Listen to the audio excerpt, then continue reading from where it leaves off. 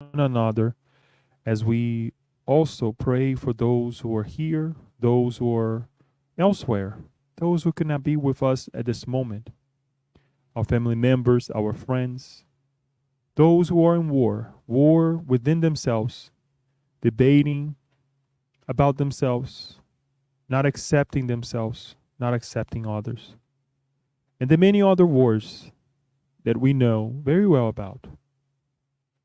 Let us pray that this joyful feeling also touch their hearts and their minds. It is then that we ask you, dear Lord, that you guide us now and ever, and so be it. So we take this time to once more acknowledge the beauty of starting a work. And by the way, folks, I learned this with Divaldo. Divaldo said this very well, and it is so true. It's very easy for us to start something, right? But it's very difficult for us to give a continuation to a work. And we get that feeling of again, or sometimes we get that feeling of more work on top of the things that we have to do as well. So acknowledging that Kirsten is already on part 2 of this book, chapter 6, right? Giving continuation to this amazing book, Times of Health and Conscientiousness. And tonight she'll be speaking about guilt and conscientiousness. Kirsten, please.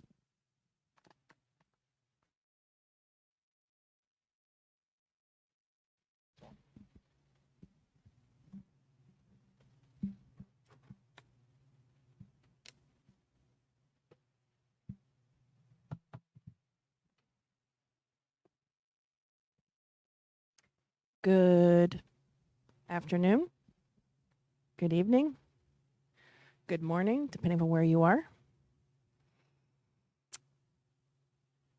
Thank you, Leah, for that introduction. And yes, we are continuing on this study of this book. Today, we wanted to approach it a little bit differently. Usually, we bring a better part of, okay, usually we bring a lot of text from the book to analyze it together to share, but today we didn't do that.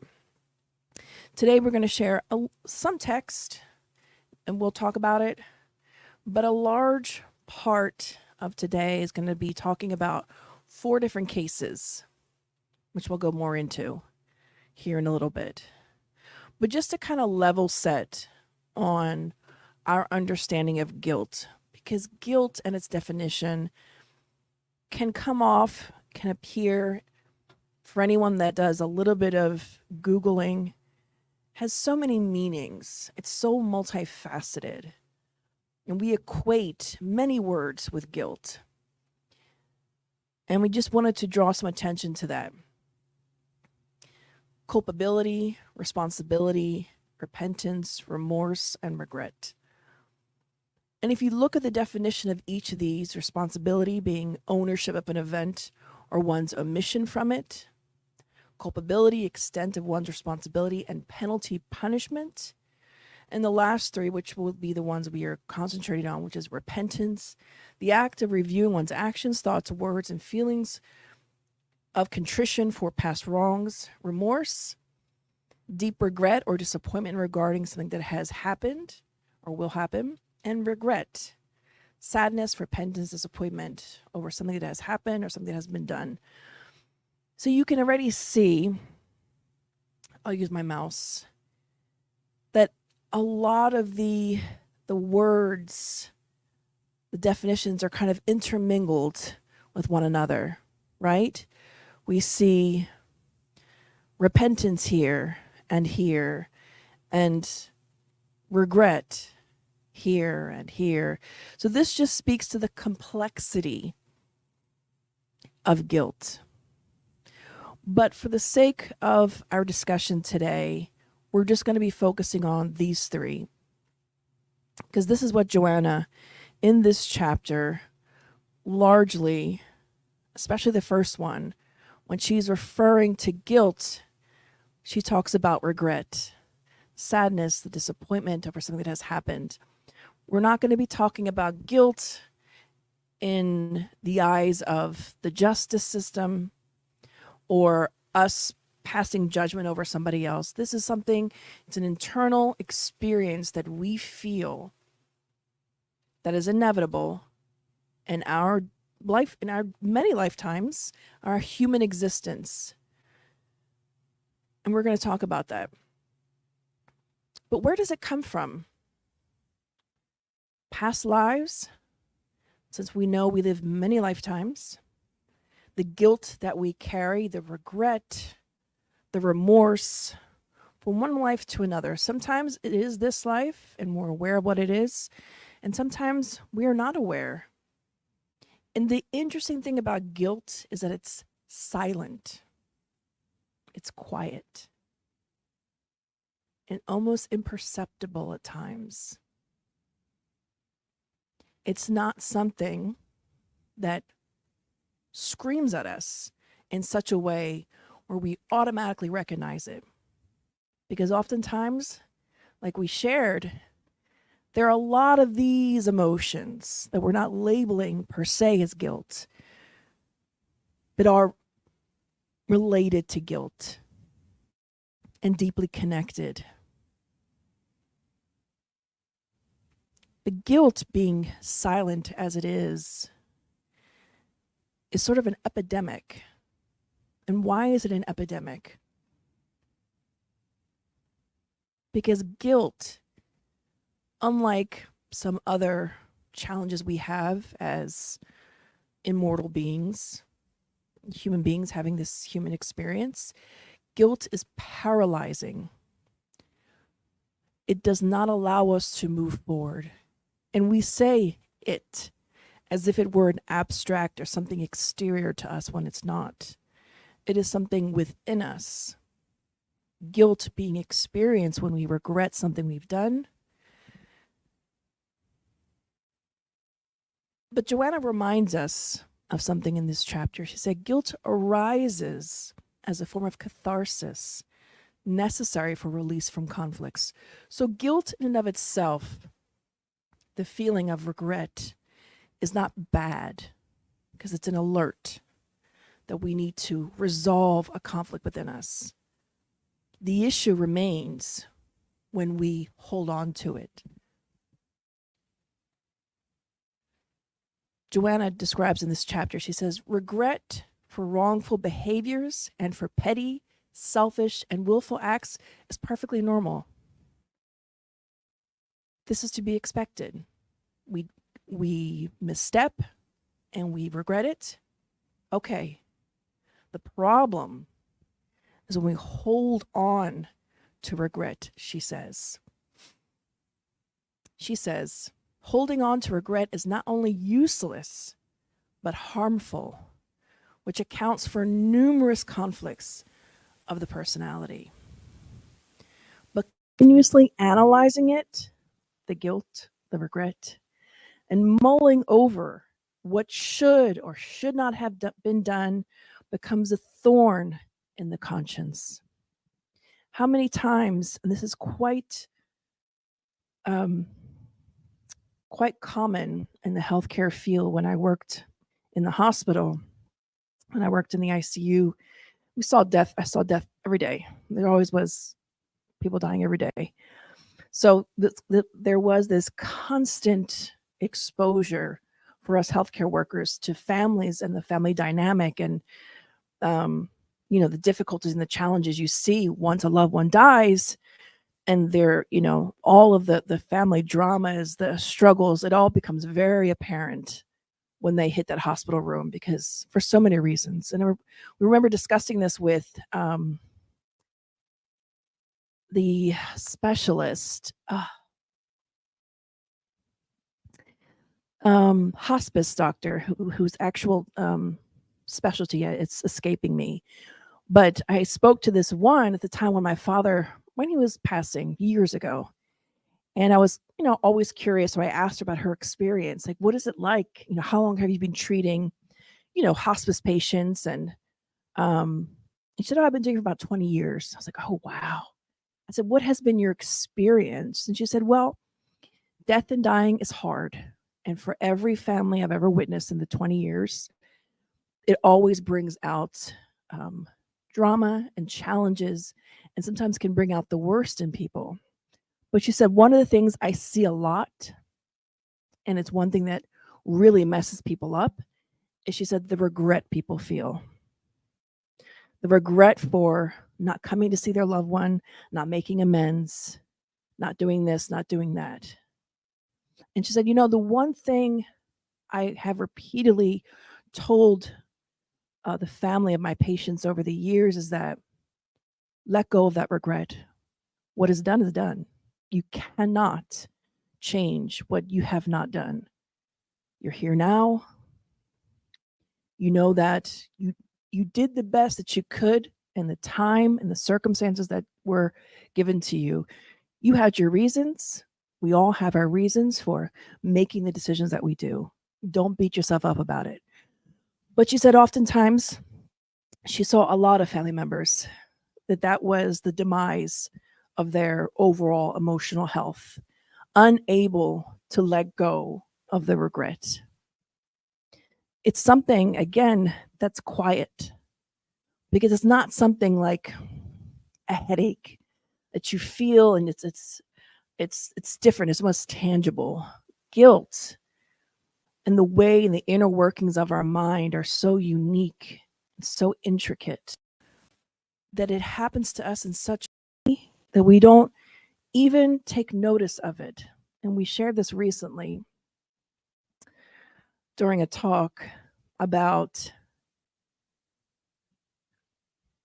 I'll just share it. It's my personal story a very long time ago. Probably when I was about 8 years old, I was leaving my elementary school, and across the street, to this day still exists this, across the street from my elementary school was a gas station. And my family, we didn't grow up with a lot of money. We always have food on the table, but never for like extra. Like with our kids, when they go to the store, we get them a little piece of chocolate here and there. We didn't have that growing up. So every day after school, I'd see these kids with their money, with their coins or dollar bills. I didn't have that. So I always saw the kids go in, and I'm dating myself because at that time you could buy, I still remember the candy. You could buy something called a now or later. It's basically like a Laffy Taffy, taffy, and it was 10 cents. Nowadays, those things go for at least $1. But this is 30 years ago. Wow, it's crazy to say that. 30 plus years ago. So one day in my little mind, I decided that I wanted a candy. 10 cents, but I didn't have it. So I took it. And I walked all the way home. And at some point, I ate it, and I didn't even like it because I felt so incredibly guilty. And recently, I began to notice something I've been doing since I moved here to Maryland 10 plus years ago. And every time we go back to visit my family in PA, I always have to pass by this store, always. And for even before I moved to Maryland, this would happen to me. But I noticed recently that I've been doing this unconsciously. But every time I pass my elementary school and I see the gas station, it's that pang of guilt in my heart. Like, why did I do that? Why did I take that 10-cent candy? Like, still 40 years old, thinking about this 10-cent candy and how bad I feel. Like, gosh, I should go in there, but these are new owners and 10 cents. What is, So we think about that. It's something so unconscious that it was just so natural for me to always think like, oh, like you see it and you go, oh, didn't want to see it. I remember even times going to Philly, avoiding that route because I didn't want to be reminded. Until recently, studying about guilt and having to teach ourselves to let go. Whatever the immature and irresponsible decision that I made, because I wasn't raised to steal, obviously, made that decision. When we use a story, not to, talk about ourselves, but just to show that something so small and that had been passing through my mind my whole life. What was it? Must have been about 1991. From that day on, even when I was in elementary school, when I went to middle school, when I made all these years, I have never been able to let it go because I felt guilt and regret. But it's harmful. This is something small.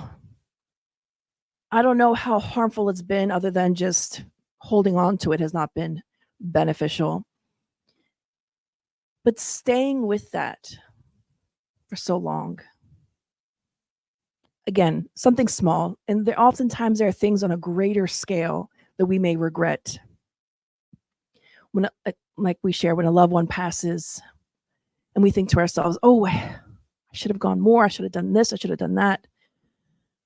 It is a dangerous road to go down, because once you start that, as Joanna says here, what I should or should not have done, it becomes a constant thorn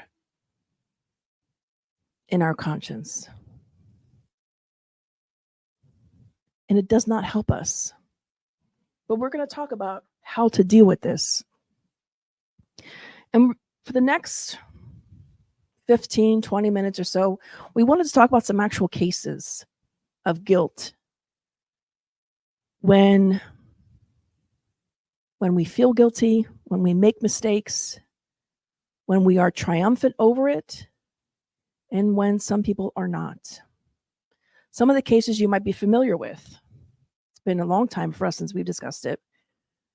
This case in the book Tormentos da Obsessão, chapter 21. This book is not yet in English. I believe it's not. This particular chapter is called A Unique Experience, and it's the story of Divaldo. Does anybody remember the story? Okay, good. You don't remember. I'm glad. So, Divaldo.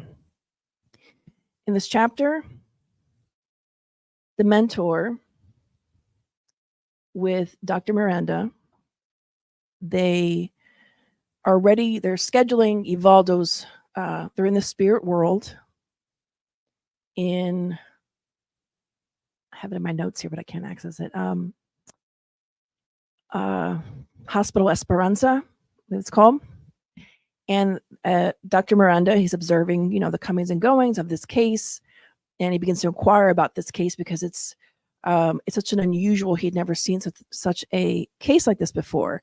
So the mentor explains that Divaldo had been rescued from the lower realms. He had been in deep subjugation in the lower realms for about 10 years because of his guilt that he felt. So what happened to him? So once upon a time, Divaldo was on the earth, he prior to being born, for about 10 plus years, he had prepared himself to reincarnate as a spiritist into a spiritist family. It was a very good family.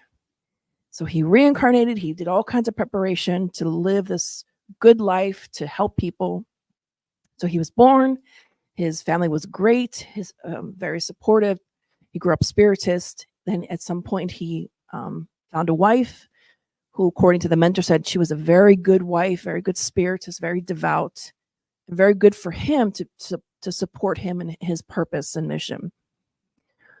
But unfortunately, Divaldo, he became a politician in Brazil. And this was like in the 1920s, 1930s.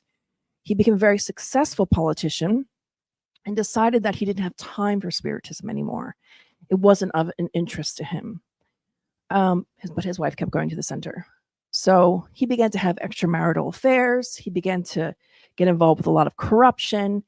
And soon after that, when all this began to happen, his wife suddenly develops cancer and she dies.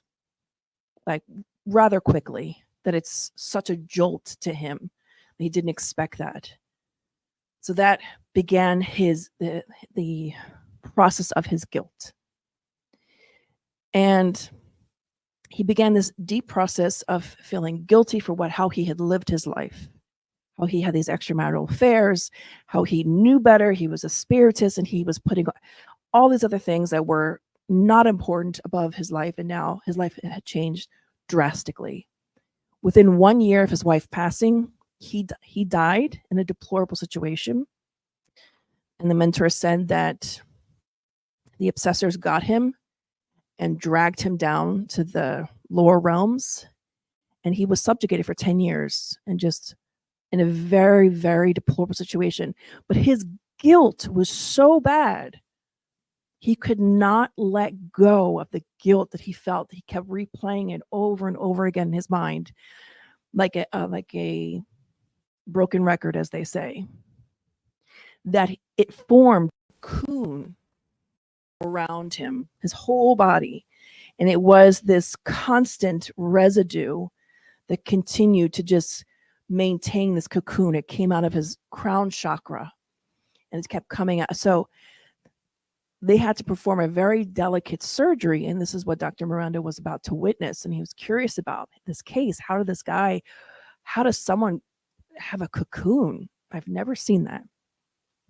He said, it's all because of his guilt. He was unable to forgive himself, to let go. And if you haven't read this story in a while, or this book for that matter, if you can read Portuguese, it's a very, very good book and highly recommend it. But this is one extreme case of what can happen, how we harm ourselves. There's another case in the book, And Life Goes On by Chico Xavier and André Luiz. You might be familiar with this. It's the case of Evelina. She's one of the main characters in this book. We're not going to go into the whole 9 yards. Do you all remember this book? Remember Evelina? Okay. So we're not going to go into wild detail, but amidst her storyline of all the drama that had happened to her with her husband cheating and all the soap opera-like issues that were happening to her, she was feeling a lot of remorse for issues that had happened related to that's the main plot of the book, feeling really guilty that her ex-fiance had taken his life, although it was revealed later that he actually was murdered. But for her, she believed that he took his life because that's what her current husband told her happened. But in fact, he's the one who murdered him. But despite all that, Evelina, according to her, he had committed suicide, so she felt immensely guilty. So they say in this book, they explain that because Evelina was exuding a lot of these mental waves of remorse, she attracted to her womb a spirit who had been a previous suicide and needed the trial of a miscarriage to appreciate life. So she became pregnant and then soon thereafter had a miscarriage. But the mentor explains that together, through this experience, was beneficial for her and also for this former suicide, because together they were able to release that guilt and paying off a debt. But what's interesting is that you might think to yourself, well, Kirsten, she had nothing to feel bad about. Her ex didn't kill himself. He was murdered. And this is what's interesting, because it's all about perspective. So it's not about what is right or wrong, but how we perceive something to be. If I perceive myself to have been wronged, then that is my reality. And so it was for Evelina. And some people might say, well, but that was her own production of her own reality. Indeed it was. And this was the outcome. Higher spirituality was able to look at this and produce an opportunity, not just for her to find relief, but also for another spirit.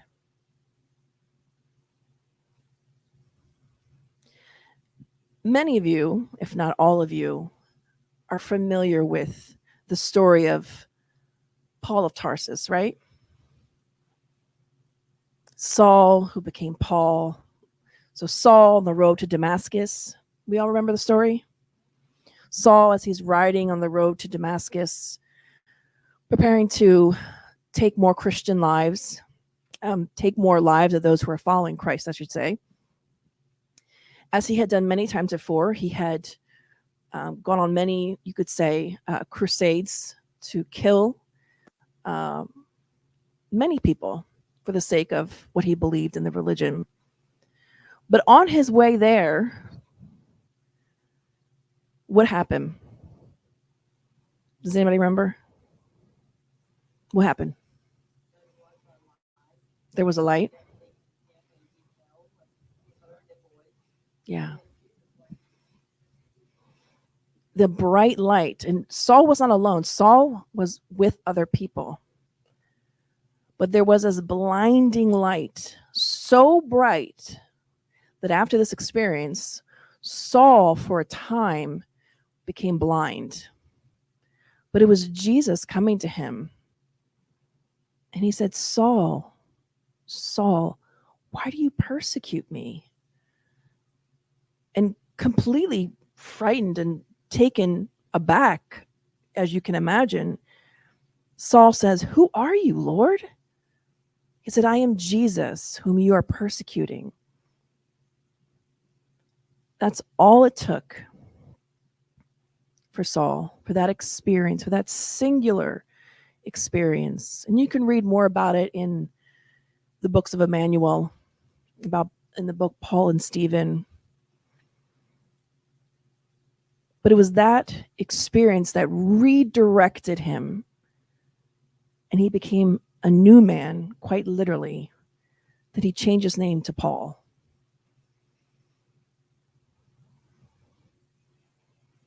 We share this story because if we stop to think a little bit about Saul, before he became Paul, the amount of killings he arranged was immense. So think about that for a second. Here you've done all these things, and now the very being who you are trying to persecute, they're his followers, Jesus, you are now a follower of. Now, Paul could have been racked with guilt in realizing that what he had done was atrocious, was abominable, was wrong. But that was not how Paul reacted. Paul took this opportunity, acknowledged, hey, what I did was really bad. But what I want to do moving forward, I want to dedicate my life to making things better. And that's exactly what Paul did. Come hell or high water, if you know the story of Paul. The disciples, it took them quite a while, months and months, to accept him. They did not believe that Paul was converted and shunned him at first, not believing that he could be a Christian. But Paul ended up being one of the greatest apostles, tempted to say disciple, apostles that walked and roamed this earth, him and Peter, amongst others. But Peter was a disciple. Again, an opportunity that arose that Saul would have been very much justified for him to have sat in his sadness and regret and remorse after all the errors that he made and say, no, Lord, I'm not good enough. I can't do this. You can't. Why are you choosing me? Look what I've done. I've killed so many of your followers in the name of this almighty God who's your father and mine.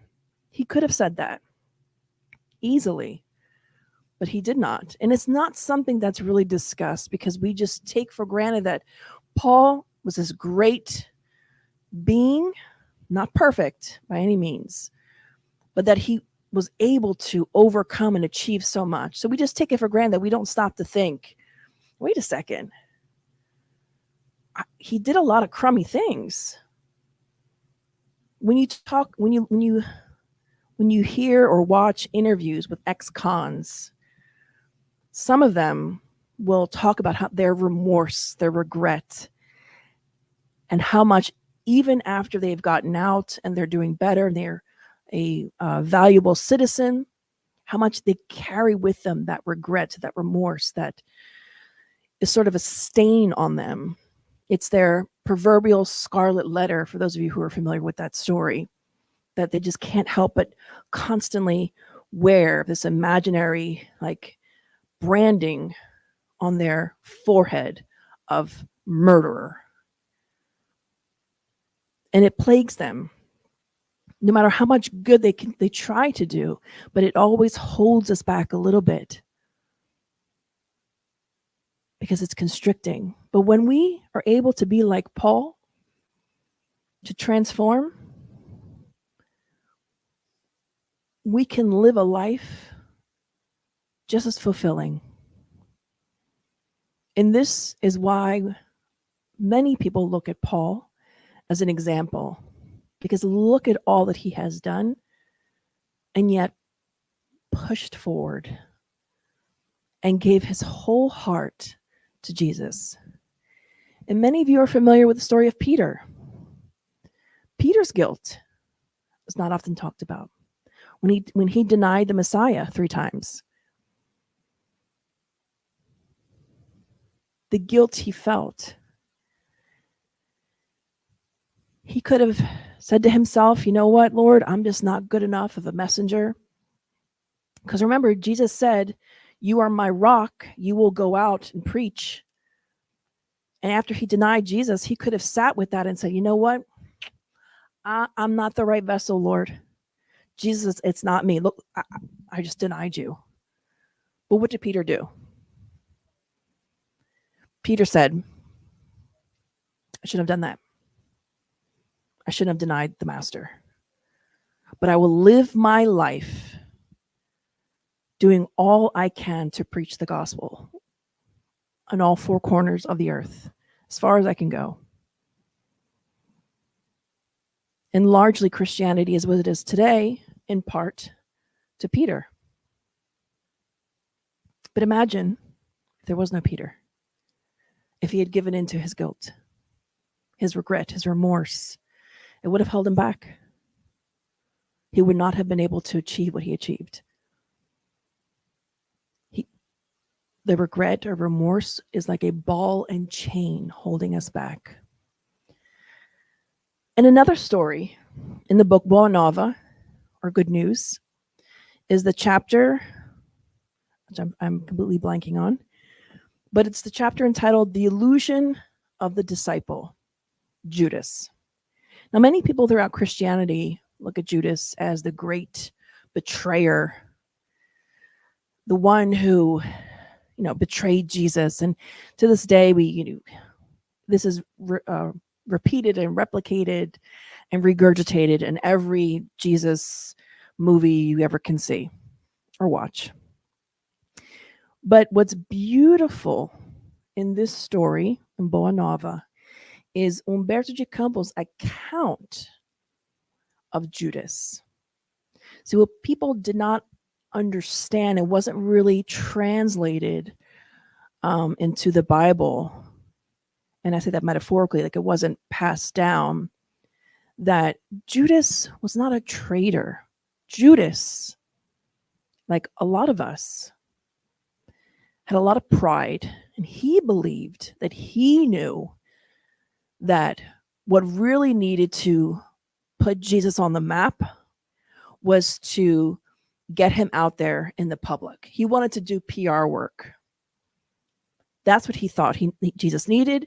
So he set up this whole thing for Jesus to get arrested, but it was just supposed to be some public relations work. Much like today we see celebrities that become celebrities because of some really scandalous things that happen.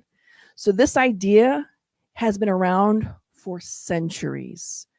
Make a scandal, people pay attention, and then you become famous. So in Judas's mind, He was like Kim Kardashian's PR person of that time. He thought, oh, I'm going to do this, and then everybody's going to know about Jesus. They're going to follow the master, and it's going to be amazing. And I'm going to be like the star. Well, things, as we all know, did not go that way. And Umberto de Campos shares in this chapter in a very delicate way, and I think it was very respectful and loving of the memory of Judas, to not chastise him, but simply to explain that it wasn't his intent to betray the master. He just thought he knew better. And when he realized that his plan was not working and that they crucified Jesus, Judas could not live with himself. He absolutely could not deal with the guilt. Imagine. We try to imagine what that felt like. Thinking in your mind, oh, I'm going to help spread Christianity. But the very person who you love so dearly, in your mind, you played a part in helping to kill, he could not live with himself. So he went to a tree and he took his life. And what's so beautiful, and is seldom talked about, is what happened when Jesus, when he disconnected from his physical body. They give this beautiful excerpt in this book, Estante da Vida. There's a message called in Portuguese, and I'm going to ask Leo to read it because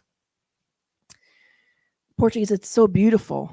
And we translated it loosely, but feel like the original text is so much more moving. So the message, and it's only part of the message, it's called O Amparo. Yeah, but Lee, I'm going to invite you to read it. Please. O mensageiro solitário desprendeu-se, então, do lenho duro, revelando olhos serenos e úmidos, e, de imediato, desceu do monte ensolarado para as sombras que começavam a invadir Jerusalém, procurando Judas, a fim de socorrê-lo e ampará-lo. Irmão X.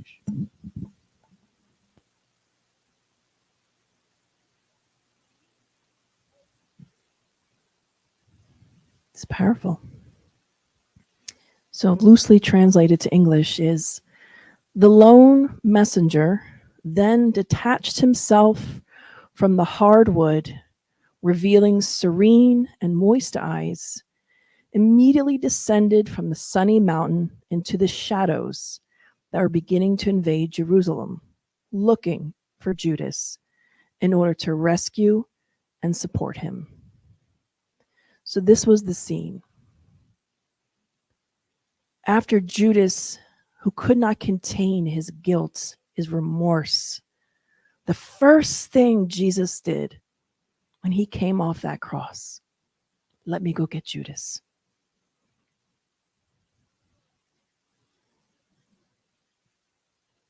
He wanted him to know, despite what he had done, that he was loved. You have to imagine this.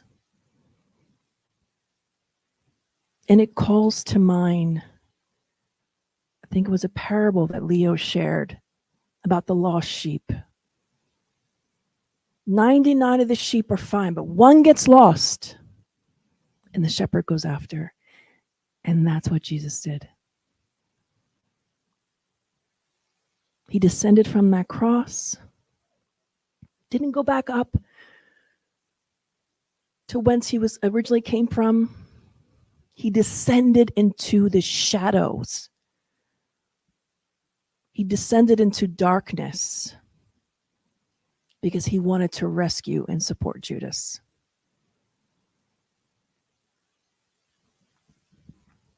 And this is what's beautiful and powerful, because Jesus continues to descend from his cross, searching out for each one of his sheep that are lost.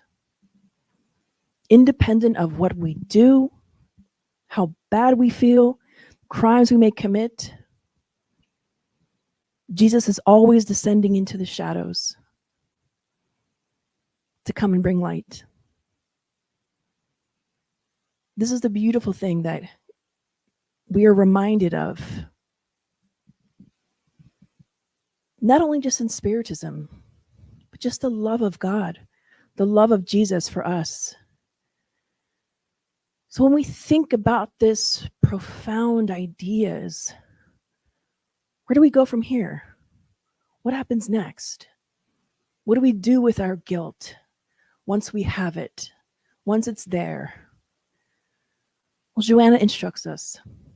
Whatever you did or did not do, and imagine Jesus having to say this to Judas, because Judas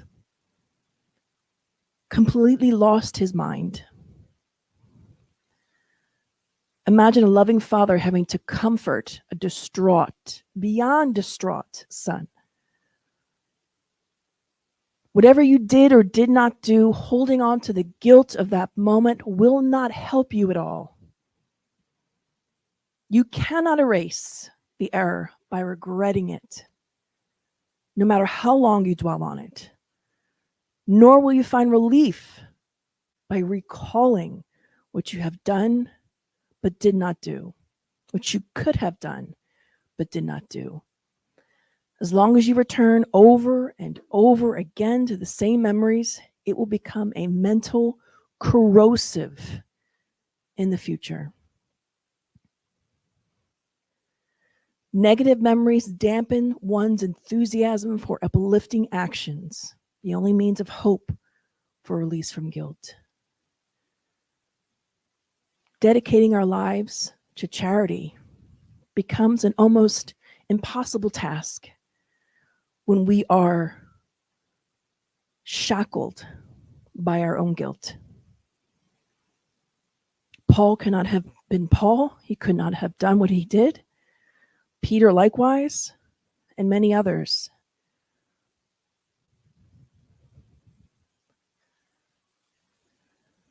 Taken as a whole, Joanna says, earthly existence is an opportunity for continuous enrichment.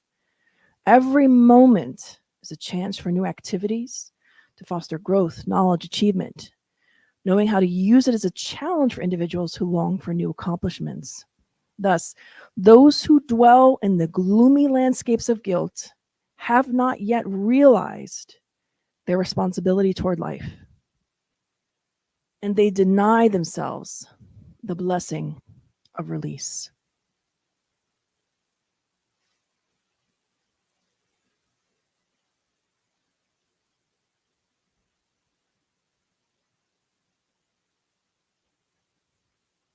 When we ruminate on the wrong we've committed, we cannot move forward, and we deny ourselves peace.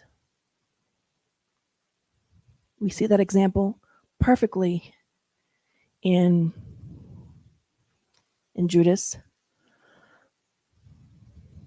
There was a case, a national case, it became national news, I should say, that was just recently settled. The original crime or occurrence happened 5 to 10 years ago. There's even a Netflix documentary called, I think it's called Caring for Maya. Just to be short and sweet, there was a case here at Johns Hopkins University. There was a mother who was a nurse. Her daughter had some sort of ailment, and the treatment for this ailment was very peculiar. But she being a nurse, having experience with her daughter's illness, would tell the staff, look, this is what has been working. You know, we've been doing this for years at this other place. But the staff, for whatever reason, began to suspect that the mother was purposely making her daughter sick. So they began to make many allegations, going as far as going to court to say that this mother had what's called Munchausen by proxy, which is a mental disorder where you purposely make your child sick to get attention. So they refused the mother. They did not allow the mother to see the daughter. It had been months. The mother was so racked and with despair and so many emotions, probably even questioning herself of, did I do something wrong? Maybe she had like feelings of regret or remorse for bringing her daughter here, and maybe I should have just done something differently. So what ended up happening? Well, the father comes home from work one day, goes into the garage, as he normally would. I believe it was the garage, and finds his wife. She had taken her life. And I don't recommend this, but you can listen to it online on the internet. You actually can listen because it's released to the public. The 911 phone call of the husband. And you can hear the screams of her other children in the back because they all walked in on the mother hanging. So we think about this and not justifying at all the decision of this mother and what she did. Clearly, it is complex, very complex. But in that moment, we could say, not with total certainty, but with some, that she got stuck in this slideshow, this movie, the mother, in her mind, probably, of how gloomy and depressing she would have to face allegations through the court system of all these things that were being levied against her. And she was none of those things, by the way. She was a loving, amazing mother, great person in the community. And just recently, the case was settled. After many years, the family won $220 million. Wrongful death. We bring this because guilt and the human tragedies are so complex and a lot more. And this is just one case that went to the news. Okay, you have to understand that there are many other cases that happen that do not make the news. So we share this as a reminder that guilt can strangle us when we focus and are consumed by it. And when we are consumed by this negative landscape in our mind, it truly feels like it becomes your reality, that there's no way out of that. And so we become our own worst enemy. And we, as Joanna says, we deny ourselves the blessing of release. And she goes as far to say something. She says, in some ways, those who cultivate guilt do not even want release. They take irresponsible pleasure in such a posture. Not insinuating this case that I just spoke about has anything to do with this last sentence. But there are cases out there that we are so accustomed to living with so much regret and remorse that it becomes our narrative. It's a story that I tell people. You might say, like, oh, my life is so sad. I regret I didn't do this in my life and that. I remember in high school we had my chemistry teacher, and he was not liked. very smart man, but very bitter and extremely difficult class. And I remember I began to play chess in high school. And so he was the chess teacher. I don't know what's called, instructor. So, I would go after class, and he began talking to the students that were there. So he began to recount his life. And he said that at that point, I think he was probably in his 40s or 50s, he said his biggest regret in his life was when he was in his 20s. He fell in love. He was in medical school, fell in love with a girl, had planned to marry her.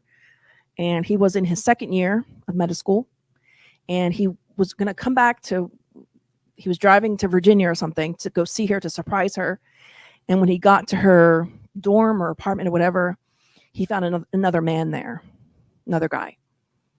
He said that shattered him so much that he flunked out of med school. And he said the irony is that the class that made me flunk out of med school was chemistry. That's why I became a chemistry teacher. Because that was the biggest regret of my life. And this was a bitter man, sadly, that he allowed that situation to alter his entire life. And he was stuck teaching look at the irony in that, teaching a subject that was largely the reason why he wasn't able to go on in med school. But this was his constant story. He'd repeat to us over and over and over, and all the times, once a week or whatever it was, we'd go there. And sometimes we'd go there just to hang out with the other chess people in his classroom after class. And that was always his story. But it always made, for those of us who were there, it made us feel bad for him. I know for myself and many others, we saw him in a different light, as someone who was suffering. But this is what Joanna tells us: leave regret behind. Leave it, let it go, and act correctly and constructively. Remember when Jesus said to the woman, "Go and sin no more"? Leave it behind, let it go.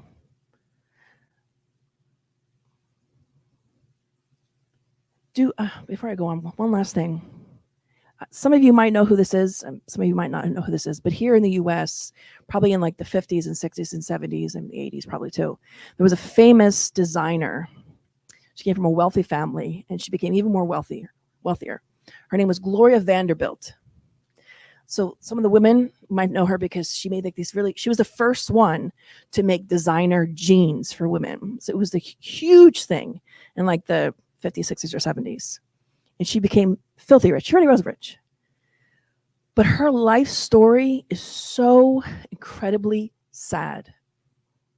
If you go on YouTube, you can watch the interview. And I didn't know this until many years ago, that Gloria Vanderbilt is actually the mother of Anderson Cooper, the famous CNN newscaster. The guy with the gray hair. So long story short, she has two sons. Her first son, Carter, and then Anderson. When Carter was in his 20s, he had a bout of depression. And mind you, his mother is super rich, so she got him all the best doctors, all the best therapists, the best therapy, everything you can imagine that money can buy. But she comes home one day, and I'm sure you already know the story. She comes home, and she finds her son right after he had taken his life.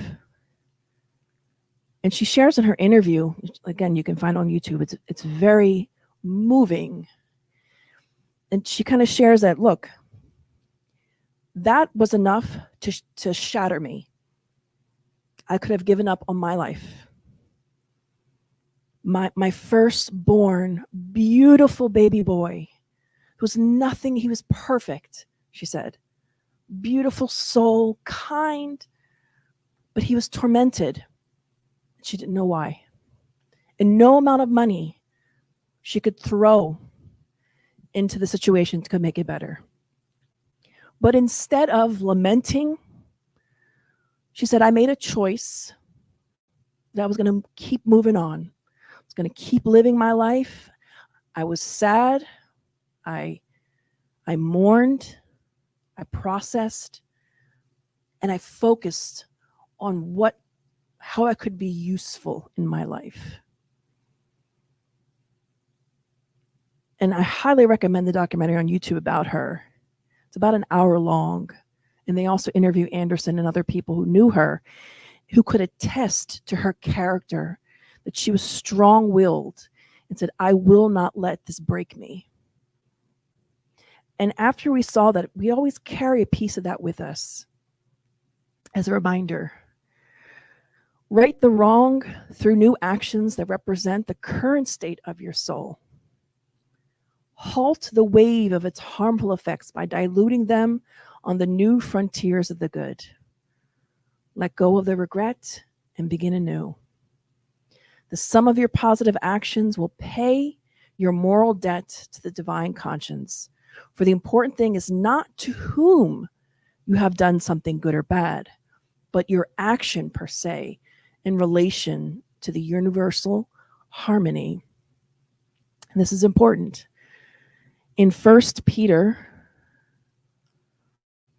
1 Peter verses 8,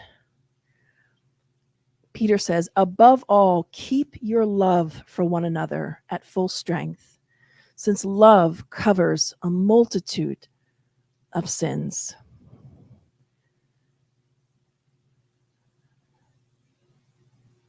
And this is what it is. This is the therapy for guilt. Doing as much good we can in our lives. Because the good that we do does not erase per se, but allows us to move forward, to focus on what we're truly here for. And Peter reminds us of this. And Peter, when he said this, you have to understand, when Peter wrote this, he spoke from personal experience of everything he had done wrong. He was a living example of how love covered a multitude of sins. And I'm a little bit over time, so I've got to cut some other things short, but this is a famous quote by Marcus Aurelius, and he was a philosopher in the Roman times, and also Chico Xavier had a similar quote, and many other philosophers throughout the ages has a somewhat similar quote, and that is, though no one can go back and make a brand new start, anyone can start from now and make a brand new ending. So just for something as for us to take home and think about.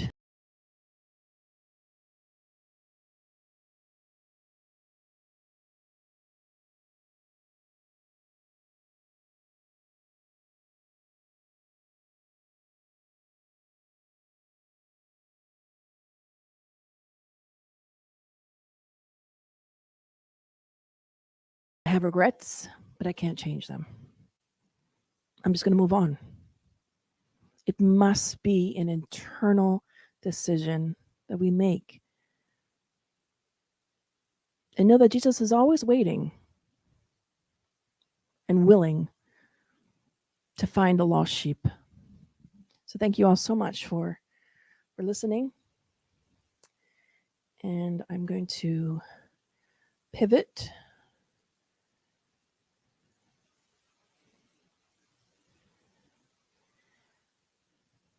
Looks like we have, let's see. Okay, oh yeah. Maybe before, are there any, okay. Oh, good morning from down under. Thanks for this talk. I always enjoy listening to you guys and learn a lot. Thanks, Heavy Horse. I'm assuming he's in Australia. Down under. Paula Schmidt, she says, guilt appears to be self-punishment. Self-forgiveness requires courage and self-love. absolutely, guilt is self-punishment, and also is highly correlated with a lot of pride. When if we are not able to let go of our pride, we won't be able to let go of our guilt. Abby Sher says, what a powerful talk, Kirsten. Thank you. A lot to think about. Thank you, Abby. Oh, and Sarah.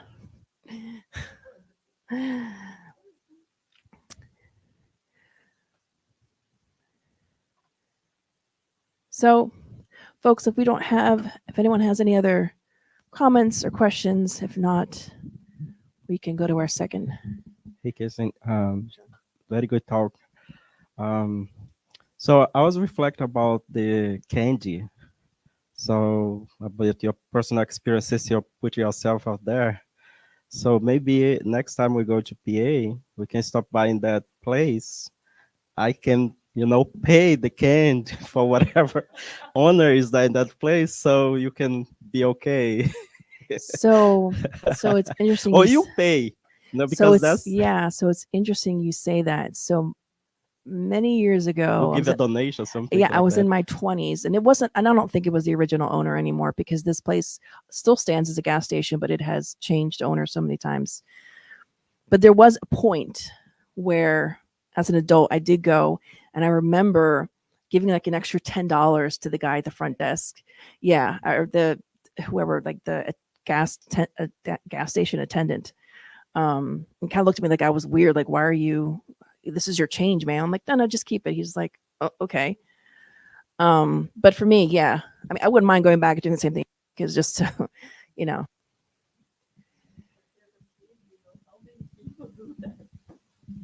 Like if you, this is the thing. I think Spiritism is so set you so free to think in different ways, because if we think nobody's perfect, and when you are a kid, you are a kid, and of course, just the act of regretting it shows you realize what is right, what is wrong, because you feel so miserable, and then comes Divaldo and say, the good, the bad you do is completely annulled by the good you make. The bad is erased if you. So you, this is a tiny little thing.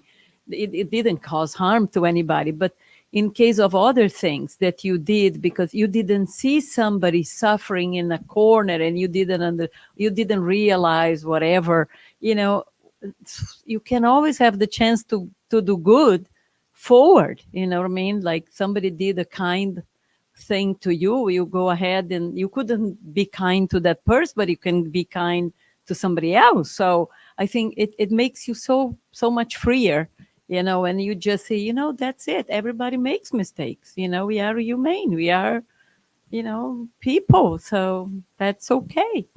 That's okay. It's not okay, but it is okay, because you can always do better. Nobody is perfect. Sometimes you are so miserable or you don't know better. So that's what it is. Yeah, in a childish moment of foolish ignorance and desire to have something that was whatever, and I think it speaks to how life is. And it is a dangerous thing in a sense, because we think, oh, well, did I really harm anyone? It was 5 or 10 cents.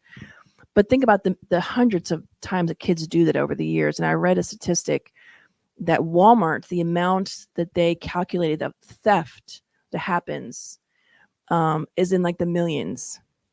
Like it's just a crazy high number.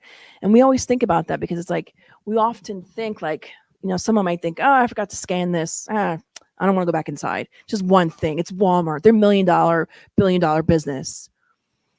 Without thinking that thousands of other people think the same way. Wrong or right, not passing judgment, but just something to think about. Oh, we have someone wants to make a comment. Raphael. Go ahead, Raphael. If you don't say it, I will say it. Hello. So Kirsten, so you don't feel alone because I have done the same thing. It was not in a store, but I remember as well to this day. And the reason I'm bringing this up because I actually learned a lesson from it. It was actually at my brother's godparents, and that was when the first time that I remember truly studying the Ten Commandments. Number 8, I shall not steal. Right, so you're not alone. So, and I will be placing an order of now and later to be delivered to your home so we can eat together. They're still my favorite, I have to say. They're still They're okay. still my favorite. And they have new what do you call Flavors. flavors now than they used to have. So now and later, the candy. So It's an American it's thing. it's a No? it's sugar, right? It's sugar. In yeah. any case, I wanted just to make a quick comment here besides the joke, but that was true. That you talk about a couple things here.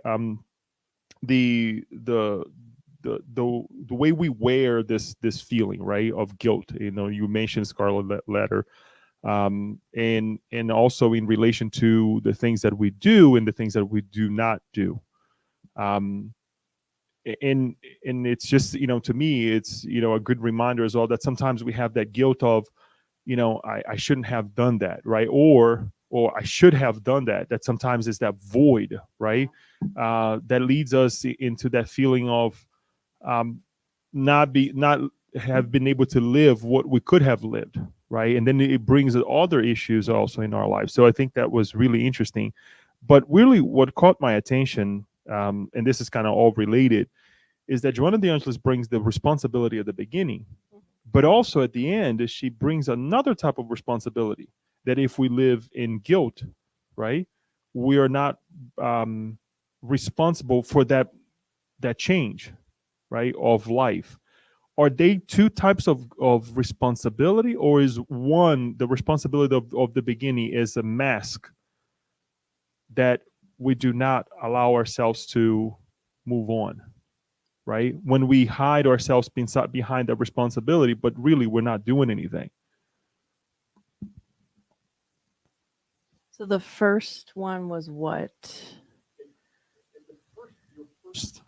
Your first slide. Responsibility right there. Ah. So do you remember what I had mentioned at the very beginning? That this talk was not going to address responsibility and culpability. But so your question was, people hide behind. So the first one, that one right there, is that a way to hide themselves, not to move on? So it's I don't want to call a fake responsibility, but always stuck on that idea. Oh, I'm responsible for that moment, that situation, right? Mhm. And we don't really take responsibility of move on. So that's my question was: are these two types of responsibility? One that is just a mask, and the other one is true responsibility. So although the talk wasn't meant to sort of touch this, but just to kind of show how complex and how we can associate guilt with a lot of things. Responsibility as defined here, the ownership of an event or one's omission from it. So for instance, I have a responsibility as a mother to do XYZ. If I fail to do that, I will usually feel guilt, or a person may feel guilt, right?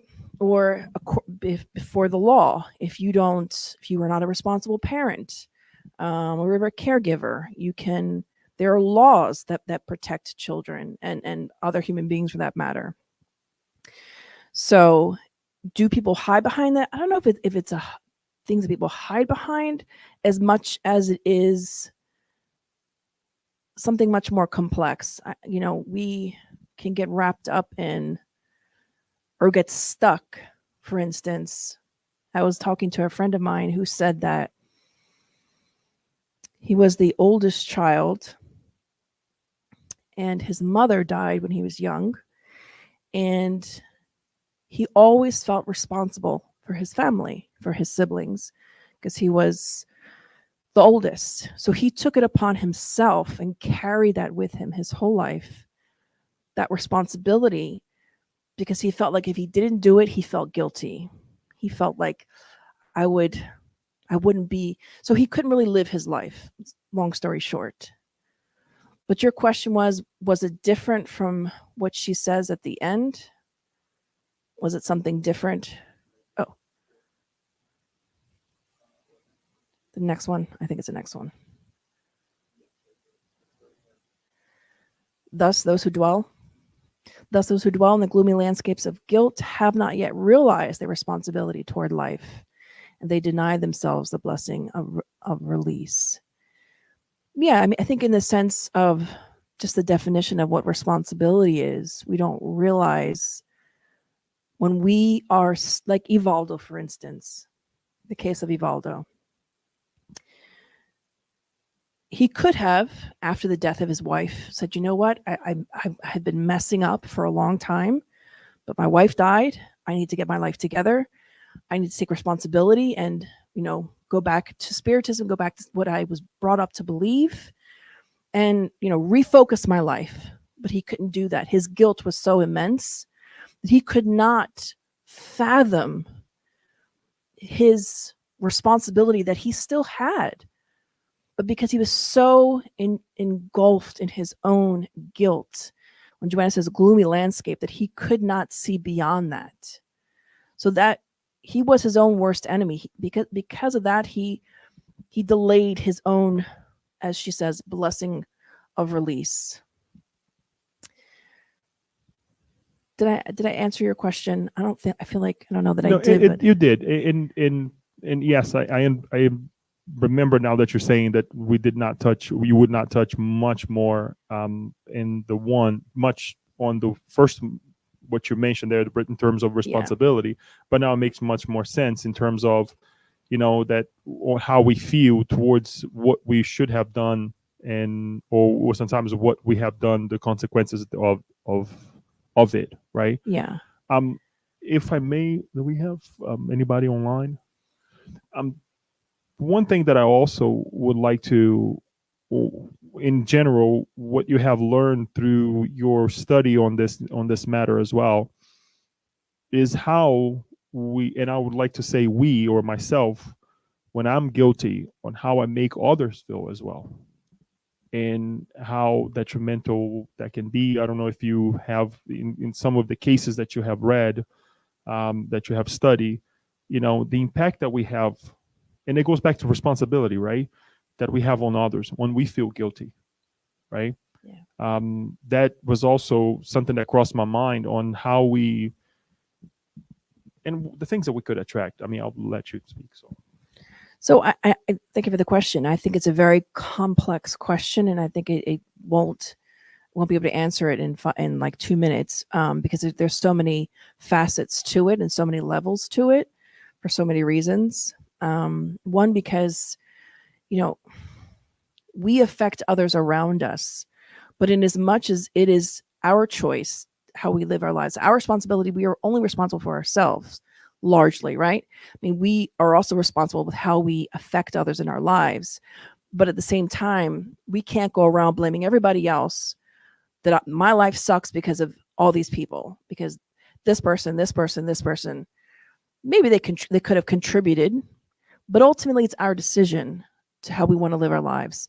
So the best advice, and it's biblical advice, and Jesus said, go when you bring your gift to the altar and you have, I'm going to use a modern term, and you have beef with someone around you, go and make peace with them first. Leave your gift there at the altar, go make peace, and then come back and bring your gift. So what that tells us in layman's modern day terms is that when you commit an error, as soon as you can recognize it, ask for forgiveness. I used to attend this non-denominational church in a different lifetime. And this pastor, and I learned that this was true because I became friends with the pastor's daughter. But the pastor used to talk about how whenever he had 2 kids and a wife, and he said, whenever I do something wrong, I immediately call family meeting. I sit my family down and I tell them how I was wrong and that I'm going to work on it. So, and he'd always kind of tell these stories that are mostly comical. But after some time, I became friends with the pastor's daughter, and she used to roll her eyes and she'd say, "Oh, my dad's so annoying." I was like, "Oh, really? Why?" She's like, "Every time he makes a mistake, he has to call a family meeting. He has to be like, 'Kids, I was wrong. I am sorry. Please forgive me.'" And he's like, he always does this. And it's like, "Dad, okay, we know you're sorry." But he really took to heart that idea of making amends while you're on the road with your brother or sister. Do not wait, because tomorrow is not promised. So that is the call for all of us, that as soon as we recognize something that we've done wrong, make amends and move on from it. That's all you can do. Even if the person who you've wronged doesn't forgive you, you can't control that. You can lament and feel guilty and stay in remorse, and then you're going to be in that pathological state that Divaldo was in, but we must move on. Okay? Thank you for your comments. Friends, I think it's already time. We're going to pass to our second part of this evening, our passive session. Daniel's going to play the music. I'm going to pretend to know how to turn this off.